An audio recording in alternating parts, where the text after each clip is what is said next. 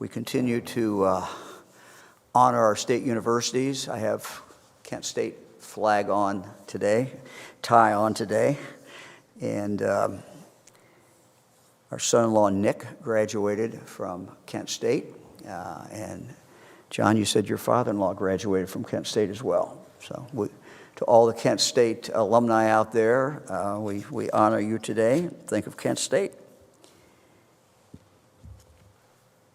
I want to say something about our librarians. The physical libraries are closed, but librarians continue to work. And I guess libraries have always been kind of the center of communities, but it seems in the last few years they've even become more the center of communities. So I know that people miss physically going to the libraries, but the libraries continue to work, and there continue to be a lot of library programs and a lot of different things that people can do. The State Library of Ohio has put out a big calendar of the library-sponsored events across the state of Ohio, and you can find that on coronavirus.ohio.gov. You can also go up on the library webpage, library.ohio.gov/public COVID-19 programs.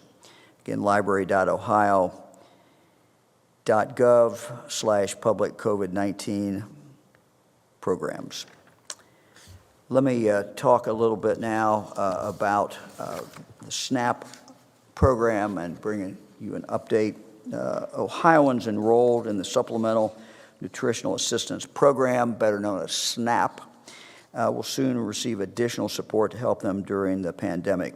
Our Ohio Department of Jobs and Family Services announces today that those who did not already receive the maximum monthly allotment for their household size in March will be issued an additional payment beginning this week. In addition, all SNAP eligible households will soon be able to pick up a prepackaged box of food at their local food bank. Ohio obtained federal approval to waive administrative verifications normally required at food banks to streamline the process and limit person-to-person contact. So that's the news today in regard to SNAP. Liquor Control has met and issued an emergency rule, and this was in response to requests from the restaurants who have a liquor license, but also I suspect maybe from some of the folks out there who do carry out with these restaurants. And going forward during this pandemic, when you order a meal from a restaurant, and if they have a liquor license, you will be able to get up to 2 drinks that will be prepackaged, that cannot be opened until you get home, but 2 drinks per order of food. So that is the news from that front today. We continue to evolve, and Dr. Acton certainly is going to talk about how we're evolving in this crisis. By and large, people living in congregate settings, nursing homes, homes for those with developmental disabilities and others, so far, with some exceptions, we've been able to, because of their actions, the actions of the people who run those homes and the residents as well, they've been able to keep the virus out. Now, there's some exceptions, and very tragic exceptions that we have seen and you have read about or heard about. But this remains a big concern, as it should. And so I want to mention some things that we are now doing. To go back in time, on March 13th, we restricted access to the nursing homes and stopped any visitation. And we directly or reduced access by anyone else, vendors or anyone else. And so we know that's been very difficult, and I've heard from people who have told me how difficult that is, and I can only imagine if you have a loved one in a nursing home, how difficult that is. But I've also heard from many people who've said it's been tough for us, but we know it is the right thing to do. So we did that very early. We now have issued rules in regard to telehealth, and so some of the people in the nursing home are being seen by telehealth, again, as another option to increase their access to good care. But we are doing this week some additional things. I was on a phone call several hours ago, and we had with Director Corcoran, and she brought together a lot of hospitals, nursing homes, congregate care facilities, all on a phone call. And what we're trying to do is pull people together in communities, making sure the hospitals and these settings, the nursing homes, for example, are talking to each other so that they're tied in very, very closely. We're putting out the best practices, continue to put that information out, and just making sure that everyone is approaching this on the same team. For example, we want to make sure at kind of a low level, but we want to make sure that every nursing home, if they get a problem, they immediately know who to call. If they've got a patient, if they've got a staff member who might have some symptoms, we want to make sure that they know exactly what the line of communication is and exactly what they have to do. So that is a work in progress. And for those of you who are watching who are in nursing homes or who are in other congregate settings, or if you have a family member there, we want you to know that we are focused on this. We understand the priority. This is very, very important to us, as it is obviously very, very important to each one of you.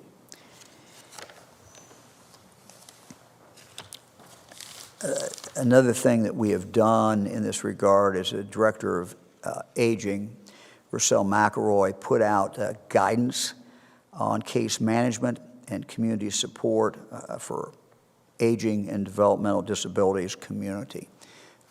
We believe that this will help as well.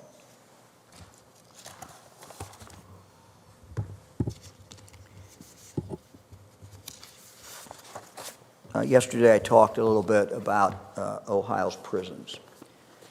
And again, the director has done she and her team have done a very, very good job in keeping the virus out of the prisons for a long time. We saw this past week that it had entered two of our prisons. And that was to be expected despite all the best efforts of the director and her staff. We talked yesterday about the importance of going through and looking to see if there were areas where we, in fact, could reduce the prison population. Prisons pose a unique challenge in this pandemic. Social distancing in the general population, as you know, is helping us flatten the curve. You all have done a great job. But when we're dealing with prisons, prison inmates, correction officers, it's a different situation. The social distancing becomes obviously much more challenging. In regard to our prisons, we have a number of responsibilities that we take very, very seriously. First, we must do all that we can to protect prison staff. The vast majority of them cannot work from home. We need them. We appreciate them very, very much. And we must give them the best, safest working environment that we can. Second, we have a responsibility to protect the inmates who are in our custody. And that certainly includes trying to protect them and the staff from the COVID-19. Third, we also must protect the public. from those who may cause them harm. And that means many of the people who are in fact in prison. Social distancing in prison is difficult. Now, I do want to share some good news that the director shared with me. The intake coming into the prison, this is a fluid population. Every day people are coming in, people going out. People have served their sentences. People who have been sentenced are coming in. The intake is now down for the last week or two, about 20%. That will certainly begin and has begun to reduce the population in prison. And I want to thank the people at the local level, our judges, sheriffs, and others who have been involved in that. Last week, I asked judges to consider the early release of 38 select offenders, 23 of whom are pregnant or postpartum women. I also asked at that time for the judges to take a look at 15 inmates ages 60 and up who are already approaching release. In other words, they are within 120 days of release. And so we did that, and we sent those names out with letters to judges around the state of Ohio for them to take a look at those particular prisoners and see if they would be eligible under the statute for judicial release that can be controlled by the local judge. Since then, my team has continued to carefully analyze our prison population. Finding inmates to release from prison to create more room for social distancing is frankly not easy. We have around 49,000 people in prison today, and each one of them is there for a reason. Murderers, sexual predators, people like that, we're not going to let out. We're just not going to do that. We have no intention of releasing them back into society. To protect the public, we must be smart and targeted about who we recommend for release. Let me talk about the first group that I'm announcing today. There is a long-standing statute, Ohio Revised Code 2967.18, that allows the director of Ohio's Department of Rehabilitation and Corrections to alert a group called the Correction Institution Inspection Committee of an overcrowding emergency and recommend that certain inmates be released to make more room. The CIIC is composed of members of the Ohio House and the Ohio Senate. Their purpose is to assist in the state's efforts to ensure a safe and humane correctional system. We are in an emergency that makes the situation more urgent. We are in unprecedented times, which is why I'm announcing today that we are moving forward with this process and are notifying the CIIC of overcrowding in our prisons.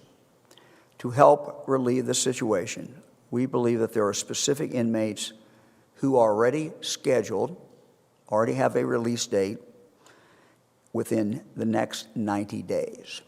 So these are all inmates who are within 90 days or less of being released anyway. Now, again, let me be clear. We're not asking that everyone who is scheduled to be released, everyone who is within 90 days of their time be released. We start with that number, and then we start narrowing it down. I want to just share with you the process that we went through. So we first started with people in our prison who are now within 90 days or less of the date when they will be, in fact, released. We then began narrowing that list down. We then eliminated those who were convicted of serious charges, such as Sex offenses, we eliminated them. Those who are homicide-related offenses, we eliminated them. Kidnapping, abduction, we eliminated them. Ethnic intimidation, eliminated them. Making terrorist threats, we eliminated them. Domestic violence, we eliminated them as well. We have also screened out those who have been denied in the past judicial release. We screened out those who have a prior incarceration in Ohio. We screened out interstate offenders. We screened out those who have warrants or detainers on them from other states or somewhere. And we also screened out those who have serious prison rule violations at any time in the last 5 years. Once we did that, that left us with 141 inmates who qualify for emergency release under Ohio's overcrowding emergency statute. All of them have a release date on or before July 13th, 2020. Now, these 141 inmates are all in our minimum security prisons. Prisoners in these facilities live in what's called open bays with 80 to 300 people in a large open room. They sleep in bunk beds with 3 feet or less between them. Because of this setup, this is where we have the potential for the fast spread of COVID-19. Again, these are individuals who are already approaching the end of their sentence, and releasing them slightly earlier than planned will create more social distancing for those who will be kept in custody. So I encourage CIIC to give this issue their immediate attention. That's group one. Now, let me turn to a second group and describe how we are handling them. Again, under a different provision. There is another much smaller group of inmates who we believe should be considered for release. These are inmates who are age 60 years of age or older and who have a chronic health condition. Again, we started with people who are 60 years of age or older and have a chronic health condition. That makes them obviously more vulnerable to COVID-19. And we look for those who had served at least half of their sentence. We looked at this group, and then we started screening out. We screened out anyone who has been convicted of serious charges, such as, but not limited to, sex offenses, homicide-related offenses. We screened out anyone been convicted of kidnapping, anyone convicted of abduction, ethnic intimidation, making terrorist threats, and screened out anyone who's been convicted of domestic violence. We also screened out, among this group, people who have been denied judicial release in the past, people who have had prior incarcerations in Ohio. They've been in Ohio prison before. Those who are interstate offenders, those who have warrants or detainers on them currently, and those who have had a serious prison rule violation in the last 6 years. So we started with those 60 and older, those people of 60 or older who have an underlying medical condition, chronic health condition. We also took out habitual offenders, those with 2 or more prior convictions. This left us with 26 inmates statewide. As I explained yesterday, under the normal procedure, I cannot quickly grant a commutation. And obviously,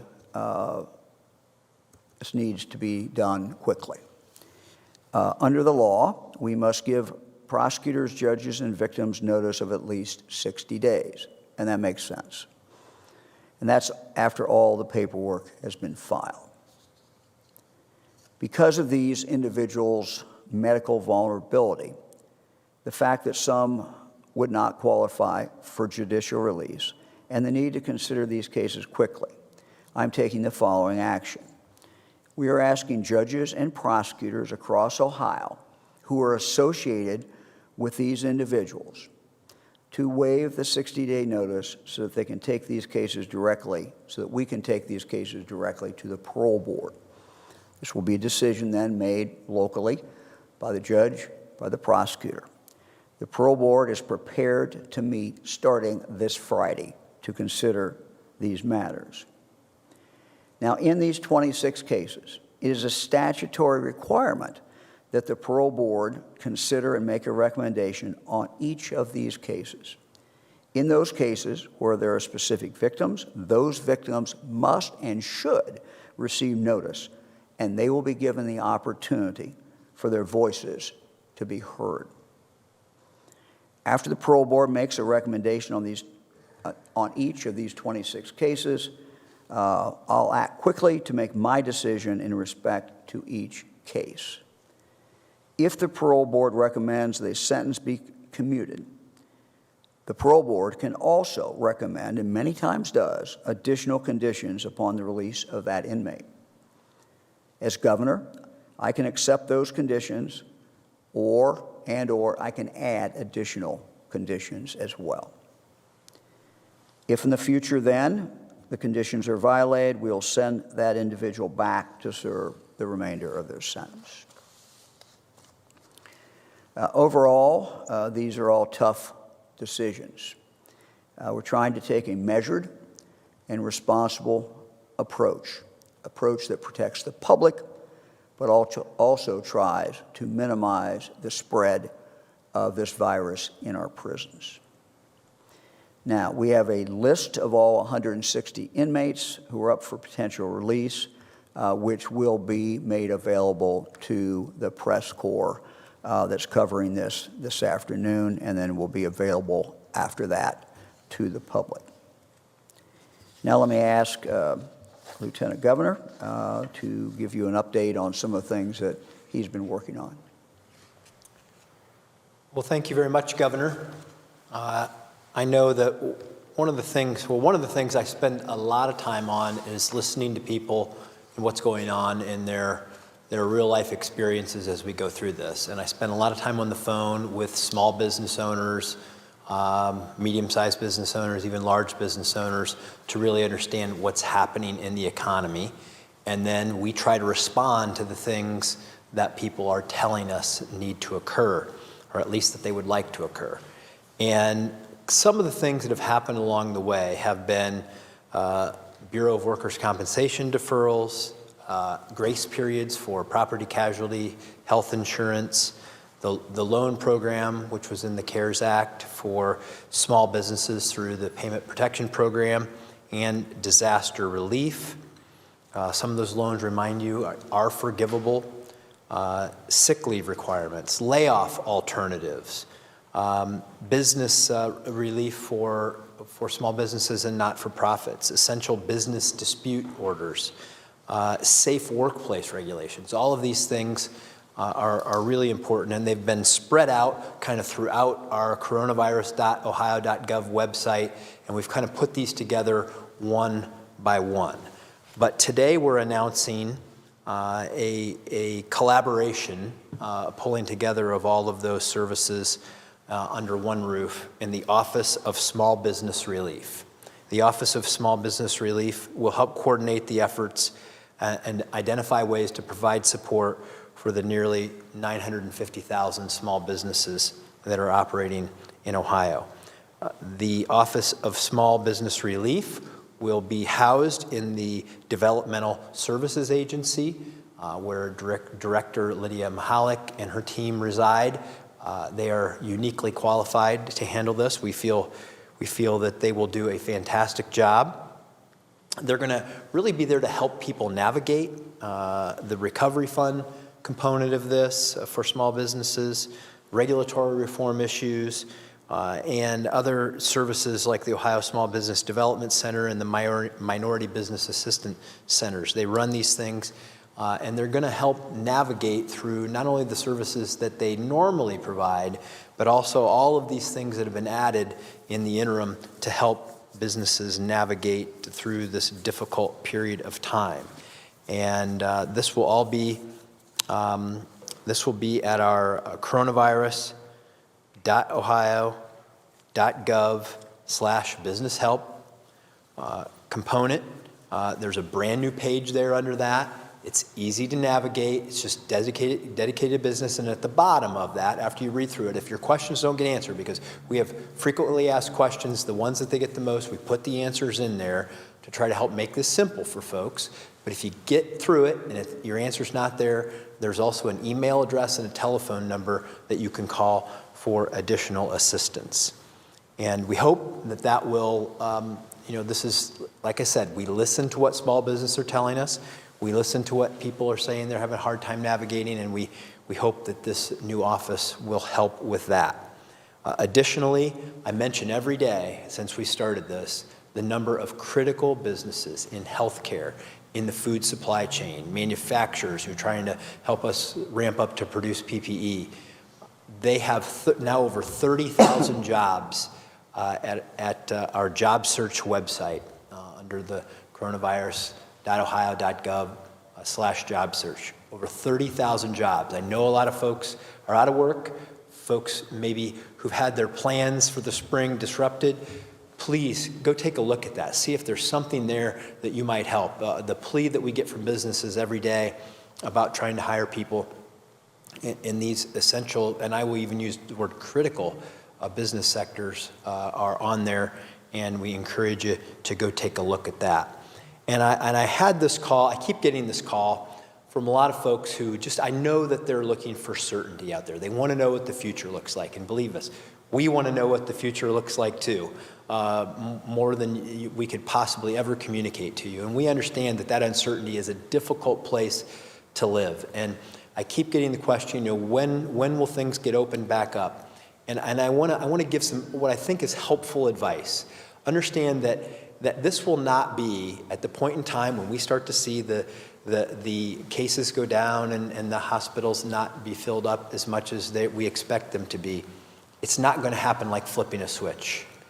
This will be gradual. So businesses out there, think about how you're going to prepare for this, how you're going to prepare for the safe workplace environment that you need to have, on the hygiene front, on the social distancing front, on maybe even having masks and other things available for your workforce. Because what you don't want to have happen is that when you open back up, that you have a spread of the coronavirus right in your own workplace, because that will decimate your workforce and it will do the opposite of what we're trying to do. And as I stood here yesterday saying that Ohioans have been doing a better job, I mean, you've done a great job, but that is not licensed to let up. It is to say to you that if we keep going, if we stay on this track, we're going to get through this faster. But know that these safe practices are going to be with us for a while, even as we look to the future and start to ease out. So know that it will all be very gradual, and that we're working on plans that will help you navigate that and help make this as orderly and thoughtful of a process as possible. And I know that I spend a lot of time on this. The governor has to do everything. Dr. Acton and I try to take our parts. And I want the business owners out there to know that your voices are being heard. We're listening, and we're trying to plan with you to figure out what the best way is to go forward when that time comes. Governor? Lieutenant Governor, thank you very much. Dr. Acton. Thank you. Thank you, Governor, Lieutenant Governor. I think the message the Lieutenant Governor just gave is so important. I think back to some of our early talks together, and we talked about a tolerance for ambiguity and the evolving and sort of unprecedented nature of what we're facing. And I want you to know that we are working tirelessly behind the scenes, what you're seeing here, fighting every day to get you the information you need. And we appreciate all you're doing. Today, I want to start out with our numbers, as I usually do. We have confirmed today 4,782 cases, and unfortunately, we have now seen 167 deaths in the state of Ohio. and we have cases in 81 counties. Next slide. A couple of things to point out here. We still are looking at about 50,000 tested. We're still facing shortages of different testing reagents, different test kits, but we're really maximizing the testing as best we can. Behind the scenes, the Lieutenant Governor has taken the lead on finding some of the most precious kind of testing that will get us out of this, the kind of testing I've been talking about, the blood testing, serologic. We've made some amazing progress on that front, thanks to his efforts. And I'll be telling you more about that in the days to come. But at this point, for most of us, I know most of you are staying at home without that testing, but using these numbers, we can say that we are still slightly more females becoming ill. Unfortunately, slightly more males in our death numbers thus far. All of this data is still lagging far behind. Many of our test results are from tests that are still coming back from the private sector. But this is what we know right now. And ICU admissions still staying at about 9%. That's a very important number for us. Next slide. So I want to take a moment to talk about modeling and take us back to the very beginning of some of these decisions we made early on around social distancing. If you remember, as this was evolving, you know, this is a pandemic of a scale that has not been seen in our lifetimes. And we went back, you know, knowing what we were knowing, watching China, watching other countries, learning from the science. We realized that very early on we needed to be St. Louis and not Philadelphia. We've since seen other cities around the country and around the world that have taken different measures at different times, and that's made all the difference in their trajectory, thinking about cities like Lodi and Bergamo in Italy, very geographically close, but taking some different decisions. And we knew it was so important way back from that national pandemic guidance, that plan about the non-pharmacologic interventions. Those were the Swiss cheese efforts, from limiting mass gatherings to closing schools to all the measures on social distancing we've taken. We said that none of them are perfect alone, that it really is like slices of Swiss cheese. When you layer them slightly over the holes with each layer, collectively that makes a difference. And what we now know here in Ohio and around the world is it truly works. But it's so important for us to think about this when we think about modeling. There's a lot being said about modeling right now, and it is not a science that predicts our outcome. It's our actions that predict our outcome.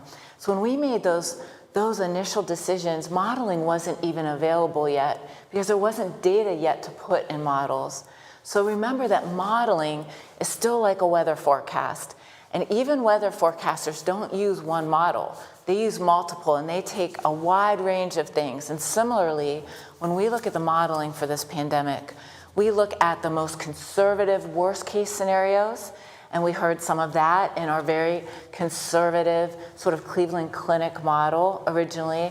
And we look at some of the other modeling that is showing much better outcomes. But it's so important, all these modeling do, all of it collectively points us in a general direction of decision making that we can use to make some guesstimates about maybe when a peak will be, maybe when we'll need more ventilators than not.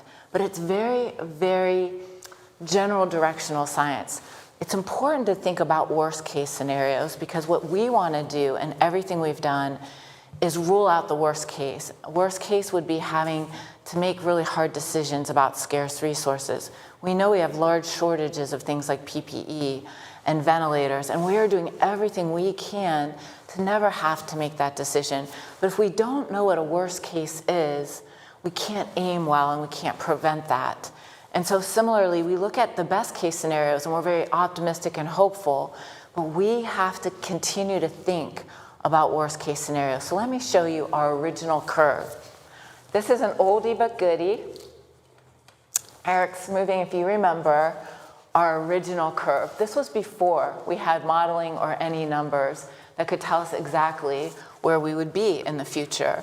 But we had learned from all the strategic national plans, as well as the past, that if you do no social distancing, no Swiss cheese, your curve looks like this. If you do the very aggressive measures we're taking in this country, you flatten the curve and you spread it out. Now remember, you peak a lot sooner if you do nothing. But what you do, remember our black line, is that you overwhelm the healthcare system. And we've seen the sad experience of countries that didn't have the time that we have bought here in Ohio. We saw in Italy what that looks like. It's heartbreaking. We see some cities like New York really struggling to not have to face those decisions. So here in Ohio, right now, the good news is the efforts you are taking have kept us below that hospital capacity. We still have capacity in our hospitals from doing things like getting rid of elective surgeries. All of these are costly, painful measures, but they have kept us under this curve. In fact, right now our modeling is showing us even flatter than the blue in this original curve, stretching our peak out a little further. It's stretching out the onset of the spread of disease. But it's very important to remember that within 2 weeks, if we let up, within 2 weeks, we will easily bounce back above that curve. Vitally, vitally important, Ohio. You've done this. You're winning the war to protect our scarce resources and keeping our hospitals being able to deal with this. But the second we let our foot off the gas, the second we are no longer that Category 3 hurricane, it can pick up wind again and we can be a Category 5. I want to show you some other numbers. This right now, oh, go back, I'm sorry, Eric.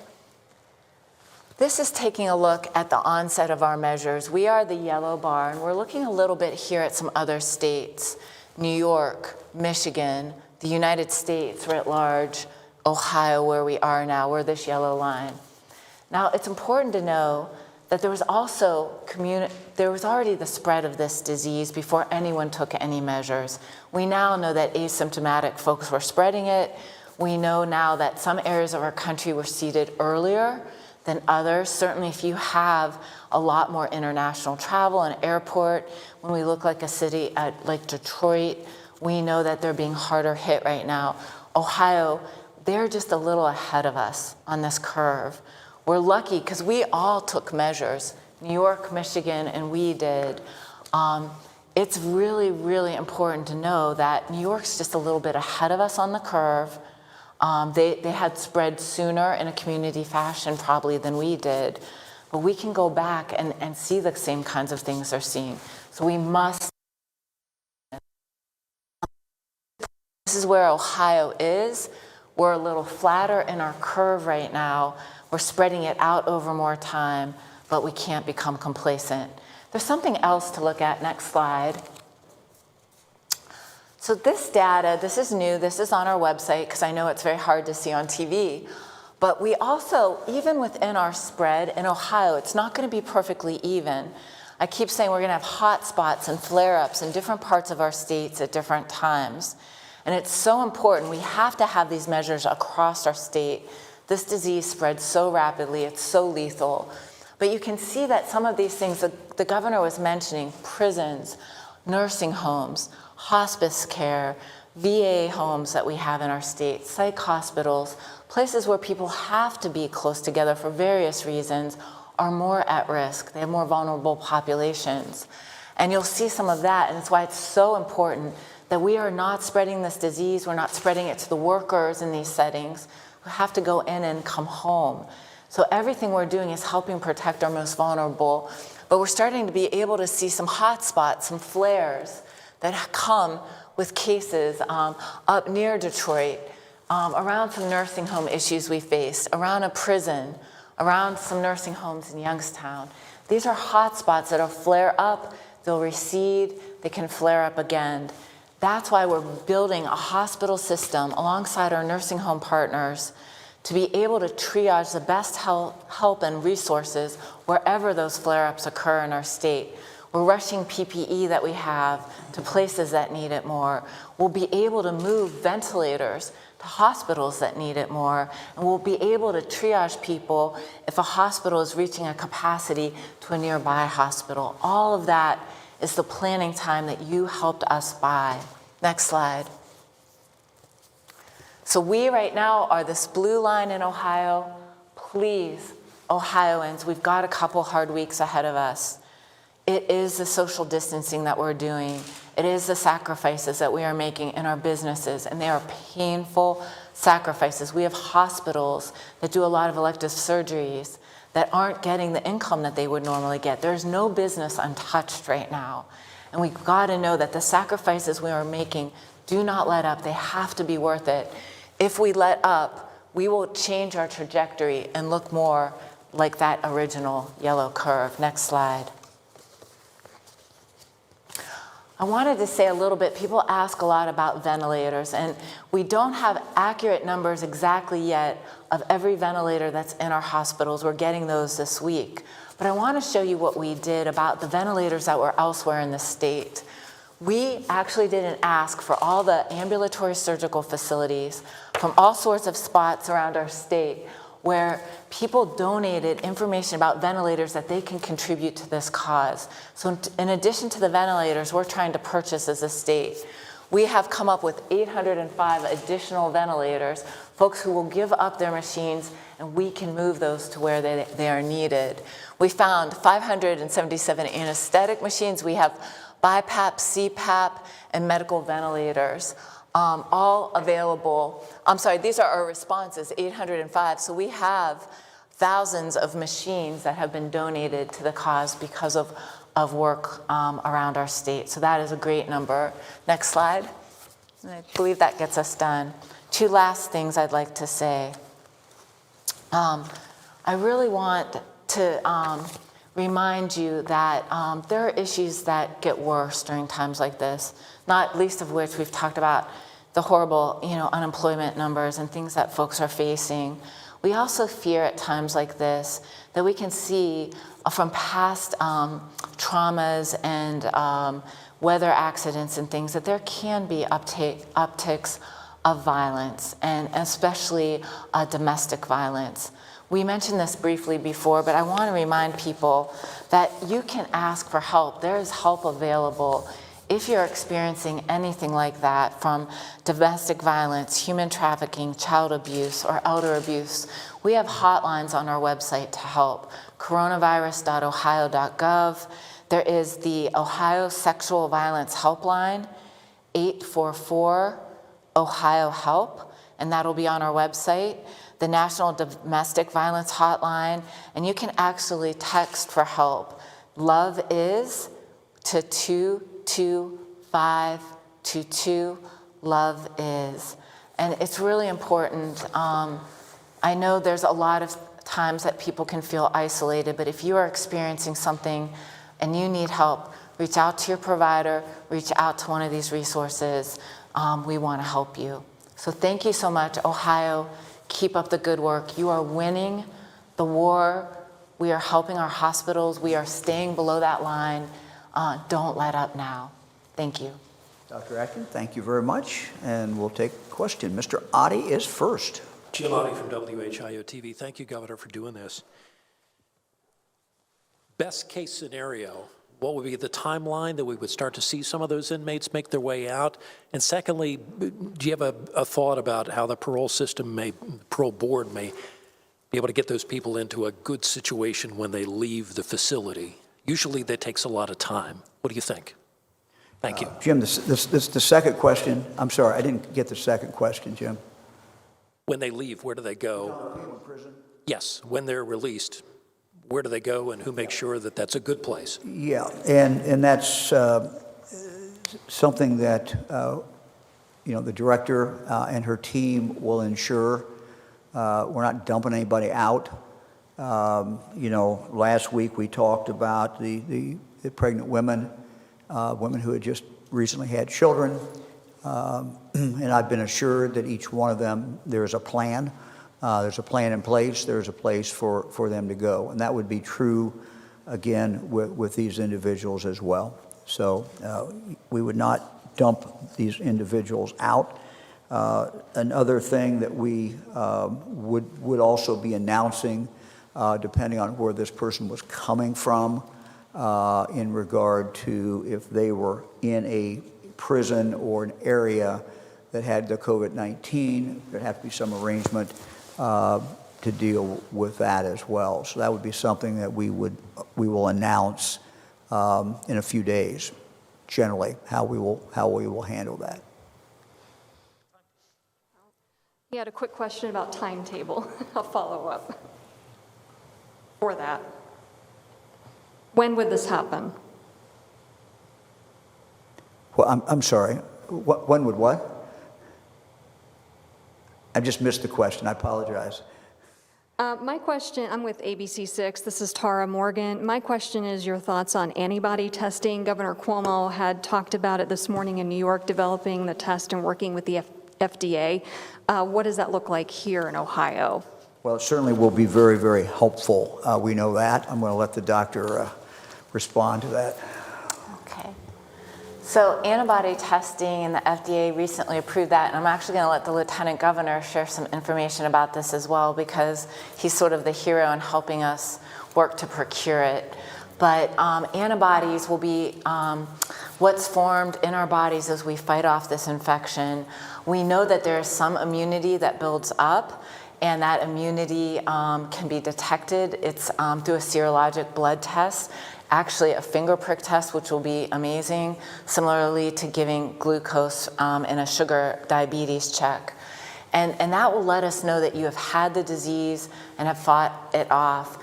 No one is absolutely certain yet how long that immunity lasts. Those antibodies, there's some hope that they're lasting well into a year. There's some studies being done now, but we're still not sure. We always expect that as a fighting off of reaction. It's not a lifetime immunity, so that's why we so desperately need a vaccine. But that test is going to be so essential because we know we've tested just the tip of the iceberg. Our testing is telling us about history, not what's happening currently. So we'll be able to go back and learn more about who has actually had the disease and who has fought it off successfully. And that will be a big part of our strategy to be able to resume life and get back to normal. You can imagine if you have a healthcare worker who knows they've already fought off the disease, they can go back to work and sort of be part of the solution. Now, eventually, this disease will continue to spread. It's going to spread because none of us are immune. We'll reach levels at a certain place where we'll have more herd immunity. When enough of us have had it, we're much less likely to spread it. We'll get back to the point where when someone gets it, we can test them right away and then contact trace and be able to limit that spread. But that's part of our future. I'd like to give just a moment to the Lieutenant Governor to talk about what he's been doing to fight to get this, because it's so important for our recovery phase. Yeah, thank you, Dr. Acton. We do these phone calls about what the future looks like and what the exit strategy is. And we talked about how important, I would listen to Dr. Acton and others in the healthcare industry talk about how important these are to knowing, particularly in hospital settings and things like that, who may have built up the immunity, as we often hear, that most people who get it will never be tested, or we won't know that. But with this test, we can find out who those folks are to help create some confidence among those individuals that they can be more exposed without running the risk that somebody who hasn't had the COVID-19 infection, the virus spread in their body. And so hearing that, I started making calls to every one of these companies that I could find in the country, starting with U.S. companies first. And we have identified several leads on these tests. We are busily trying to acquire those tests. Many of them are not ready now, but we could use them now, but we're going to need them out into the future. So we are aggressively pursuing having those tests in Ohio because they are a critical part of the exit strategy. Hi, this is is Molly Martinez with Spectrum News. My question is for the Lieutenant Governor. We've been inundated with viewer comments saying that they go to the unemployment website and they are constantly reaching dead ends, that it's backlogged, that it's not necessarily a problem with bandwidth, but that the site keeps crashing. And they're getting desperate. This has been a month now that they just don't have any sort of income.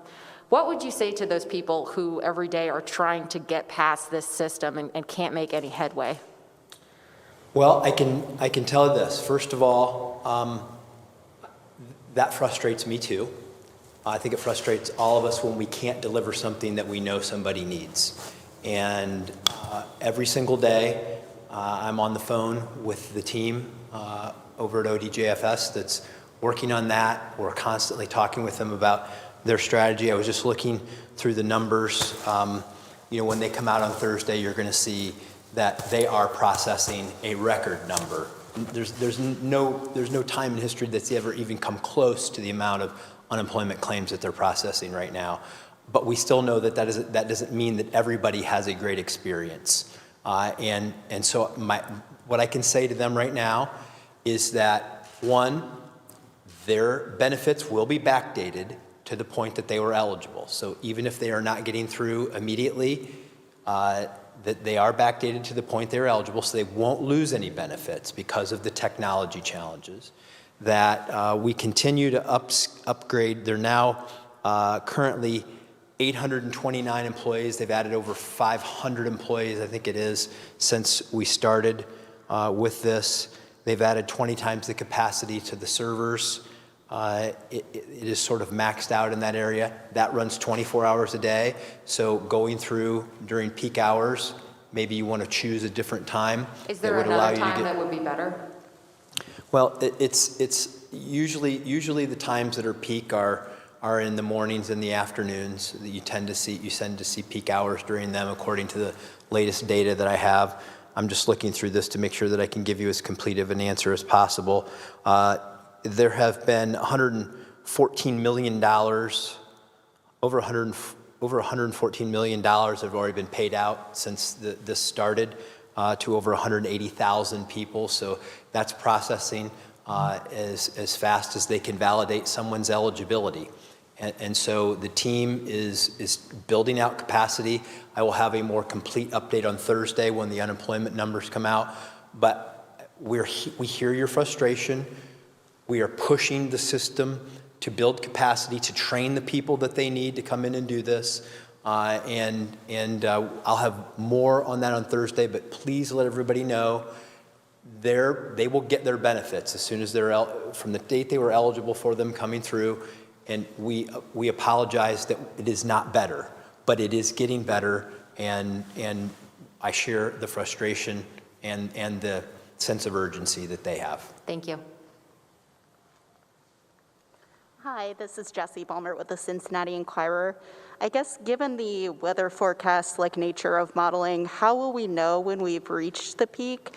And do we have enough tools like testing to make that determination? Dr. Acton? Yes, hi Jesse. We will know it by tracking, if we can stay at the testing levels we're at now. And that's an if, because we struggle to find reagent even as we speak. I mean, we are struggling to keep up the testing even at the pace we are. There's just a scarcity. It's not our state, it's everywhere. And we're all on allotments of small amounts of the necessary ingredients. So, but if, let's say we stay at the amount of cases, we're gonna see those cases go up. They're gonna go up and down on a given day. So we never wanna make any quick decisions based on anything, but you will see it. What we're thinking now is it's gonna plateau. It will be flatter and longer at the top. And then you'll start to see the cases per day go down and start to level the number of new cases. One of the problems in this is depending on how we handle social distancing, we could see a spike back up again. So, we still believe at this point, if we're following on the trajectory we've been on, that it will be late April, mid to late April, early May. That's sort of a clump of time that still holds true. But but there's no guarantee of that. Some of it has to do also with the subtleties of the spread within community. If we have a ton of these hot spots and those catch, that kind of will give us a little bump for a while, and then we see cases go down. We've been very successful so far with our flare-ups. Being able to come alongside, the locals are doing a great job of the contact investigation that needs to go on right around an outbreak, say an outbreak in a nursing home. And then we at the state, our epidemiologists, our medical team is coming alongside that. When we see that a nursing home is struggling because they don't have enough gear, the very little bit of gear we have left, we're trying to direct to them. So we've been able to sort of squash the hot spots as they occur, but time will tell how well we do at that. So I do still suspect our peak will be in there. We still aren't quite sure the number of cases per day. They could be as low, the ranges on the lowest end have been closer to 2,000 cases per day at the peak. On the higher end models, they were as high as you heard at one point of 10,000. That 10,000 was based on less successful social distancing. So the more we keep the social distancing going, so I'm saying if we can keep this going these few more weeks, while we go through probably what will be the hardest time, we will see those number of cases per day stay lower, but we'll never know the actual amount because we'll never know how many cases are at home, mildly ill. There perhaps could even have been deaths that just have not been attributed to this, and it will be in retrospect that we fully understand it. Thank you. Adrienne Robbins, NBC4, and my question's for the governor or possibly the lieutenant governor. I was hoping that somebody could expand a little bit on this new rule for restaurants allowing carry-out orders. Are these cocktails? What exactly is being allowed? And also, is the state looking for ways like this, unique ways that allow people to stay safe, continue the stay-at-home order, but at the same time help businesses that are obviously struggling during this time? The answer to the question is yes. I mean, we are looking for ways, obviously, to help our restaurants, those who can do carry out. Though we certainly encourage people to patronize their local restaurant. As far as the liquor controls decision, this has to do basically with hard liquor. It's a specific request we receive from restaurants who already have a liquor license. This is not some new license. This is a license they already have. They normally could be serving liquor in their restaurant as a part of their restaurant, their meals. And so the specific request was, can they, as part of the meal that you get to carry out, can you have a drink? Or in this case, can you have 2 drinks? And so that decision was yes, and that's what the new rule allows them to do. That's pretty much it. Thank you. The only thing I would add to that is that this is all part of what we do. We listen to people. We listen to the restaurants. They told us that really the economics of trying to stay open during the time, that this really helps them make ends meet. And so it's really just that dialogue that we continue to have with businesses about ways that we can help them get through the difficult time. Thank you. Jim Province with the Toledo Blade. This is a question for the governor. Tom Noe is one of those, Tom Noe from the CoinGate scandal is one of the 26 that you are recommending for potential release depending on what the parole board does. You already have a petition on your desk where the parole board has recommended that he not be released.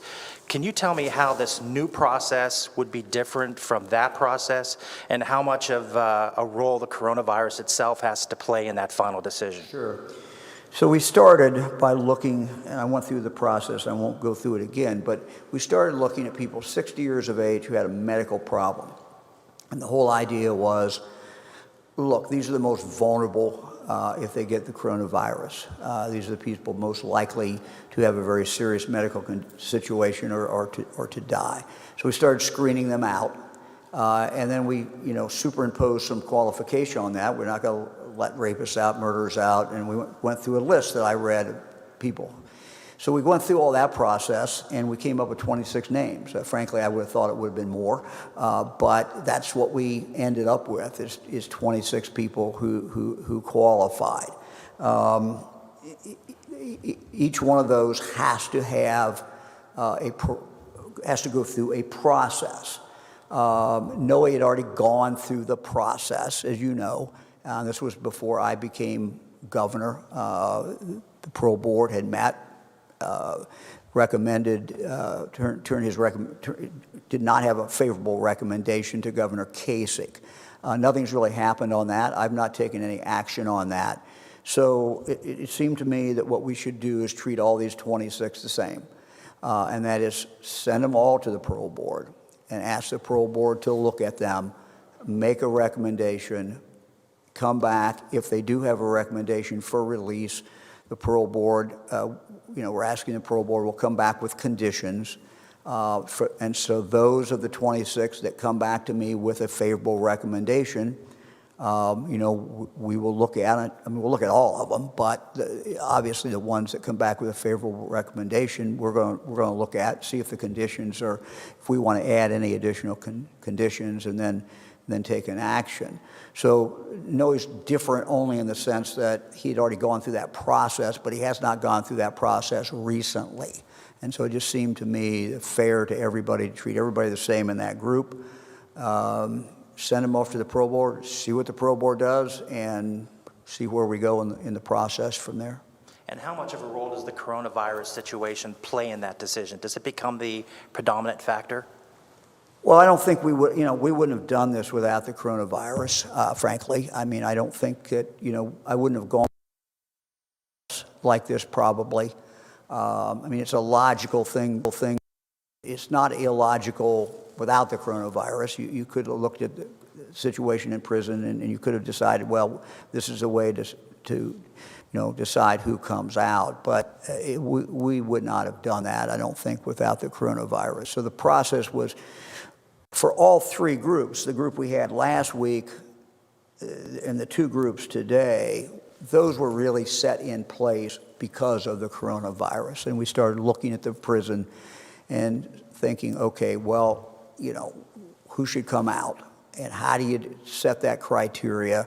And we got different statutes and things that we would have to qualify for. And so we looked at the different tools that are available, and this is what we came up with. As I said, we came up probably with fewer people than we would have thought, but again, that's what we ended up with based on the screens that we put on and the screening process that we went through.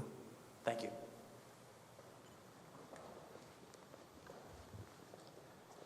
Hi, everyone. Andy Chow with Ohio Public Radio and Television State House News Bureau. This is for the governor and for Dr. Acton. I wanted to revisit the issue of when and if hospitals do reach capacity and they have to make the decision of which patients to use respirators for. Where are we in the process? Is the state creating statewide guidelines for that situation, and will those guidelines be made public to everybody? Sure, and thank you very much. First of all, I wake up every day with the determination and go to bed every night and work all day that we never get there. We do not want to be in what we've seen on TV. Not blaming anybody, but we don't want to be in that position. And so every single day we work on this, and we do it two ways. We try to flatten the curve, try to spread this thing out. Everybody out there is working on this who's staying at home. Everyone is helping who's keeping their social distance. At the same time, we're asking our manufacturers to come forward and make stuff, make ventilators, for example. At the same time, we're trying to procure things such as personal protection equipment so that we don't have that situation where life and death decisions have to be made because there's a scarcity of something. So we're not going to get there. I mean, it's not going to happen. Now let me address exactly what you said. It is my understanding that many hospitals already have a procedure in how they triage or how they deal when there's a scarcity or when tough decisions have to be made. My understanding is that the Ohio Hospital Association has been putting together a document like the one that you referenced. They have had some input from a lot of different people. They've had input from the health department along with others. It's my understanding that that document went out yesterday and was circulated among the members. I have not seen the document. I have not read it. It seems to me that the process that is taking place with the Ohio Hospital Association is a good process. People will have the opportunity, should have the opportunity. If they look at this and see something they don't like, they should obviously complain about it. It's my understanding they reached out. I'm told that they reached out to the disability community. They reached out to others to get input. And so that is where that is. I think this is something that people who look at ethical issues obviously should be very, very involved in. The medical community should be very, very involved in. The public should have a right to take a look at that. And that's my understanding is that process is now taking place. Thank you. Kevin Landers, WBNS 10 TV, Columbus. My question is for Dr. Acton and perhaps the Lieutenant Governor as well. My question is, what is the survivability of someone who is on a ventilator with COVID-19? And do you think we have enough ventilators today? And if not, can we buy more? So that is a hotly debated issue. Again, the science is evolving on this disease, and as you know, it is a terribly pernicious disease, 20 times as fatal as the flu. And what I'm seeing in the clinical case, is it's not a good one. People can even do well in the first week, and they, sometimes when people take a turn for the worse, they do so very rapidly. There's a huge autoimmune response that occurs with this particular disease, that the inflammation itself is causing damage, not just a typical pneumonia that we might see as a consequence. So using ventilators, having enough drugs, the right drugs to use with a ventilator is also an issue we're hearing about out of New York. And that the survivability on the very little bit of data we have so far is not as good as sometimes people hope for. But I don't have numbers for you to give you on that. It's so important that we get people to treatment soon if they're really experiencing that difficulty breathing. We do at this point have more than enough ventilators for our current capacity. We have actually a good range. Our hospitals right now, by and large, are at about 48% on average capacity. We've taken the very hard hit of really keeping most stuff out of the hospital so that we have that bandwidth. We've also been purchasing, and we're into purchase ventilators. We had others, we had some in stockpile. Mostly we're now rerouting existing ventilators that haven't been in use by hospitals. So right now we look very good on that, but as we say over and over again, let's never get to a position where we even have to think about that. Let's use the equipment we have. There's also the whole treatment that is going on in standards of care. Physicians are learning a lot every day about the best ways to treat this. Anything from putting patients in a more prone position on that ventilator to the types of drugs they're using. But again, it's a tough disease, and it can be very discouraging, I know, to those on the front lines. Thank you. And just make it clear, we are seeking more ventilators, and we have manufacturers who are working on that, and so we are trying to get more ventilators into the state. Absolutely. Could I make a point that I want to, just to that question on ventilators? We have a team, the manufacturing team is working on it, the acquisition team at the EOC is working on it. And it's just, this is a little redundant, but this is what the governor and Dr. Acton talk about every day. how many ventilators you need is really dependent on how well we do social distancing and how well we abide by these safety measures so that the peak isn't as high and that we can make sure that we have them. But so there's a two-pronged approach to this. It's the safety precautions that are being taken to reduce the spread, reduce the peak, and the acquisition and building of that capacity. So all of those issues contribute to the solution, which we are working on all fronts. Hi, Max Philby with the Columbus Dispatch. For the governor, we have heard from prison workers up in Marion who are concerned about a lack of PPE and testing for people who are maybe showing symptoms. Can you tell us, I guess, what the state's doing to address some of those concerns? Sure, and we'll have the director sometime this week to come in by Skype and give a direct report on that. The director, starting way back a number of weeks ago, started doing the testing, started temperature on people who were coming into the prison. We stopped having visitors come into the prison some time ago. But if there are specific concerns, certainly we will look at those. I have great concern for the people who work in our prison.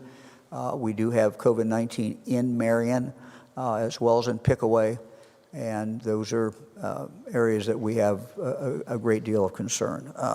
What I hear you saying is that some of them may not have the protective equipment, and I certainly will talk to the director about that.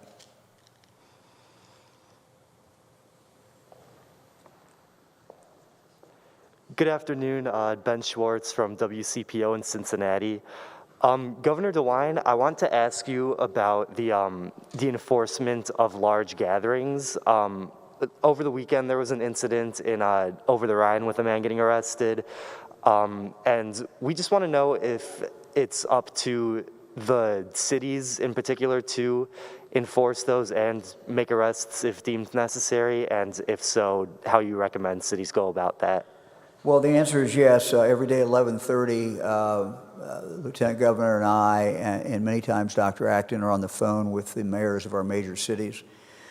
They have done a phenomenal job. One of the reasons that we are not in the crisis that we might have been, we're still in a crisis, but that curve is not going up as dramatically as it might have been, is because of what these mayors have done.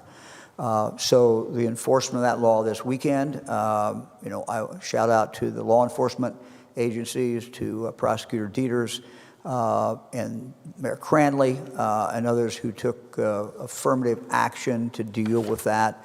I applaud them for what they're doing. So we look to the local communities, we look to the local police, we look to the local sheriffs to deal with those type situations.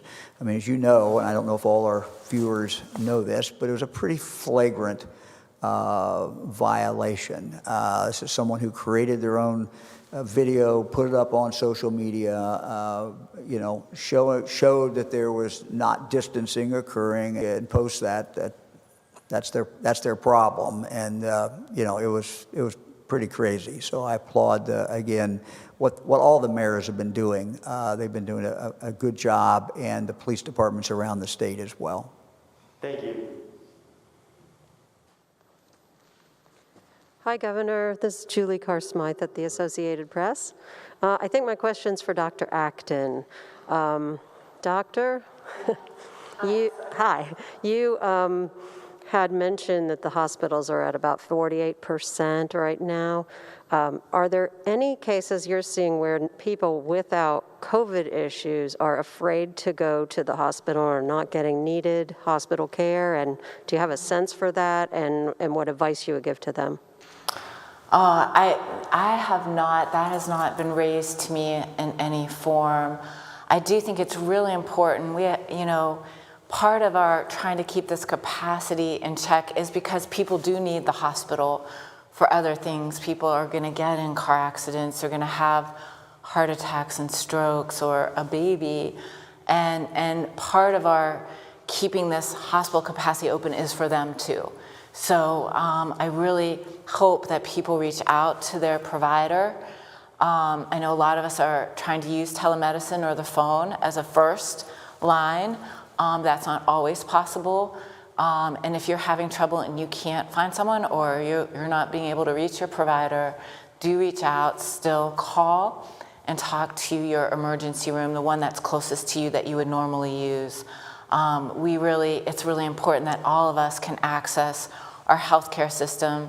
A lot of what we've done is anything that is not critical in terms of elective surgery has just been delayed a bit through this peak time till we're sure we have all the resources. But certainly if your condition changes, reach out. I mean, it's really important. I don't want you to be afraid to go. Our hospitals are working tirelessly. They've set up ways so that people that are not sick with COVID can be separated. They're taking precautions with you just in case you're asymptomatic. So please still use the necessary resources you need to. Thank you. Thank you.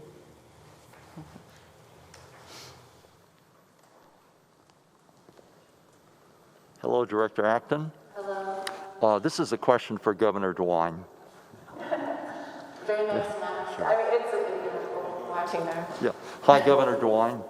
Paul Teasley, the Hannah Report. Clearly, most incarcerated persons are staying right where they are, at least for now. With the challenging nature of detention, which you've mentioned, and if you think about it for 2 minutes, it's obviously a huge challenge, and with the changing weather, what consideration have you given to moving inmates into temporary shelters in prison yards, perhaps minimum security, nonviolent inmates with added guards? Either now or in the future, or some similar measure?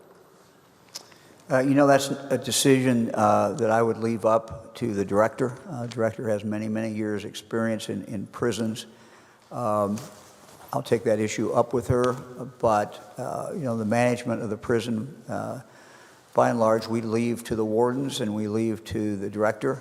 This is an unusual time, and because it's an unusual time, I ask a lot of questions, and I can tell everyone who's got a family member in the prison, or anyone who has a family member who works in the prison, I continue to ask the director a lot of questions. I have great confidence in her. I have great confidence in her team. But how we try to protect staff, how we try to protect the prisoners is something that we look at every single day, and we're going to continue to do that, continue to have a focus on it. Thank you, Governor. Thank you. Good afternoon. It's Laura Bischoff, Dayton Daily News. My question is for Governor DeWine. I read the Ohio Hospital Association's plan that was circulated, and it notes that hospitals are working on their own plans individually, and this isn't a statewide plan. Does Ohio have the legal authority to direct public and privately held hospitals to follow one set of protocol? And without that, wouldn't Ohio have a patchwork of policies and possibly uneven, fairness issues statewide? The answer, Laura, I don't know. I don't know if we have that legal authority or not. As far as how this is going to play out, my understanding was that this was being circulated. My understanding was the goal to have the hospitals all agree to that. Is there a possibility that there'd be a hospital that didn't? I'm sure that's true. These are issues, while COVID-19 is unique, but the issues about how you deal with situations where there's a scarcity are moral and ethical issues that have to be faced other times as well.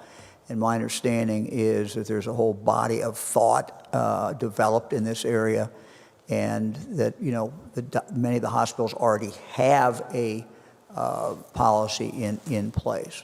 So I think I think we let this play out. We see where we are. It's not something.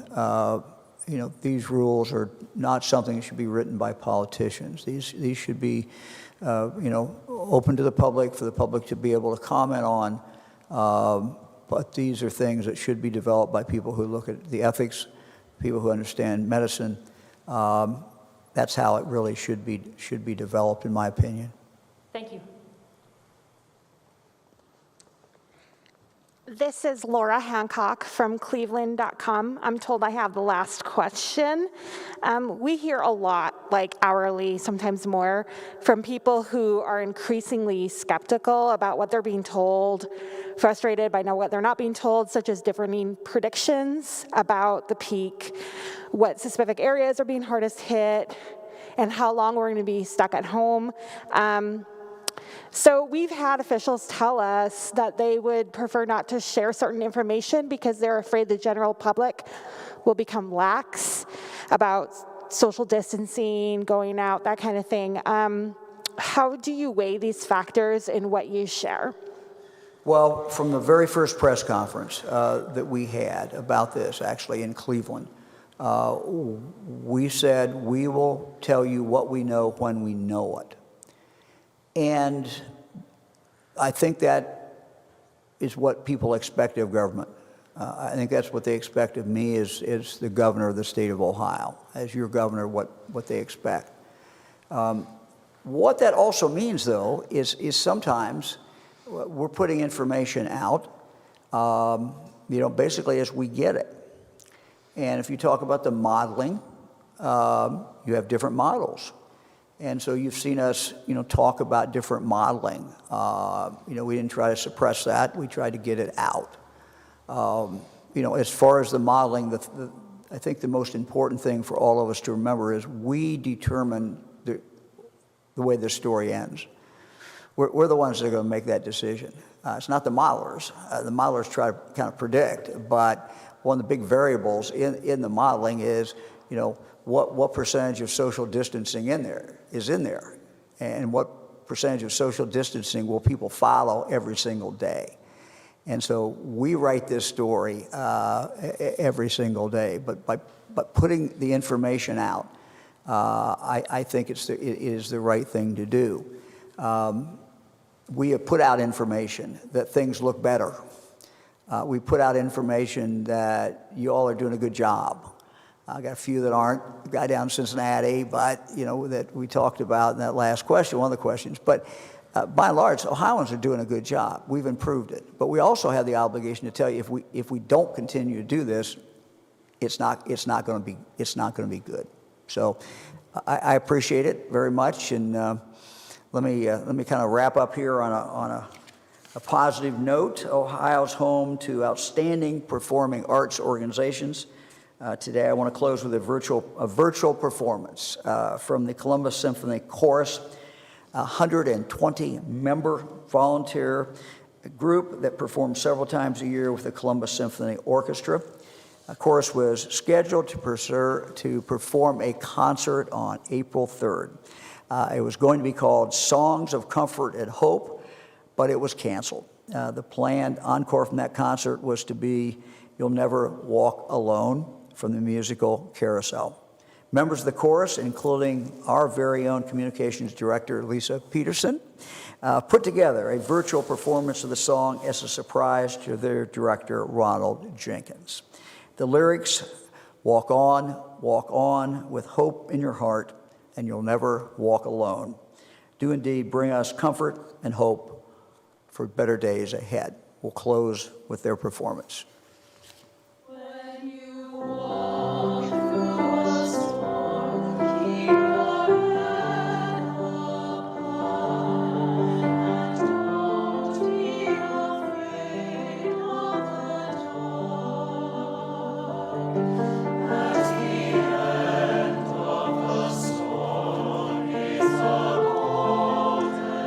Sky and the sweet silver song.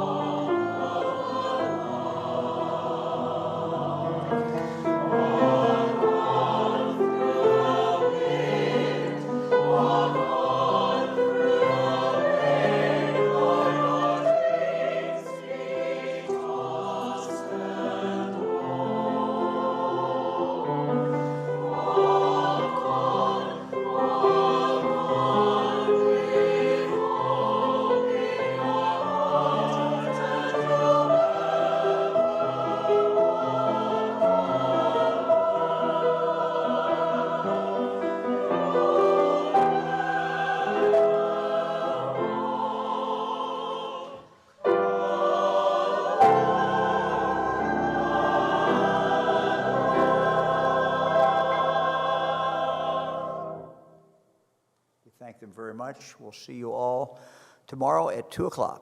Thank you.